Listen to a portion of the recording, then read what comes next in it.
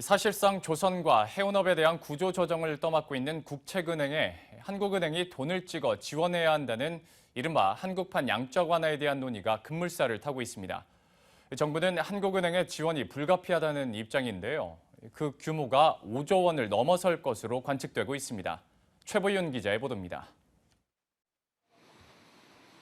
한국은행이 돈을 찍어 국책은행의 기업 구조조정 자금을 지원하는 이른바 한국판 양적 완화 논의가 급물살을 타고 있습니다.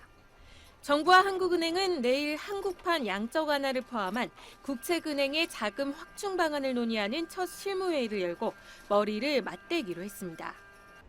내일 회의에서는 우선 건전성 회복이 시급하고 법 개정 없이 한국은행이 바로 출자할 수 있는 수출입은행에 대한 지원 여부가 집중 논의될 전망입니다. 상대적으로 버틸 여력이 있는 산업은행의 경우 한국은행이 조건부 자본증권, 즉 코코본드를 인수할 수 있도록 공개시장 조작 매입 대상 증권으로 지정하는 방안이 유력합니다. 이 경우 법 개정이 필요 없지만 한은의 직접 출자나 산은의 채권 인수 방안은 모두 법 개정이 필요해 성사 가능성이 불투명하기 때문입니다.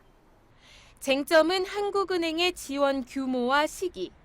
정부는 구조조정으로 인한 시장 충격을 최소화하기 위해 국책은행의 선제적인 자금 수혈이 불가피할 것으로 보고 있습니다.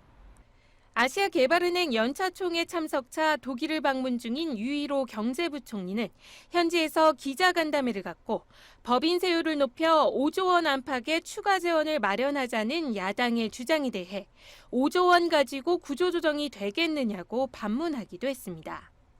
기업 구조조정 재원으로 최소 5조 원 이상이 필요하다는 뜻으로 풀이됩니다. 실제 산업은행과 수출입은행이 조선과 해운업종에만 대출해주거나 보증을 선 금액이 21조 원을 넘어선 것으로 추산됩니다.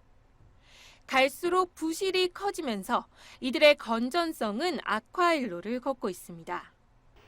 대형 부실을 안고 있는 조선과 해운업종에 대한 구조조정이 본격화되면 두 국책은행의 건전성은 지탱 불가능한 수준으로 나빠질 수 있어 정부와 한국은행이 어떤 결론을 내릴지 관심이 쏠려 있습니다.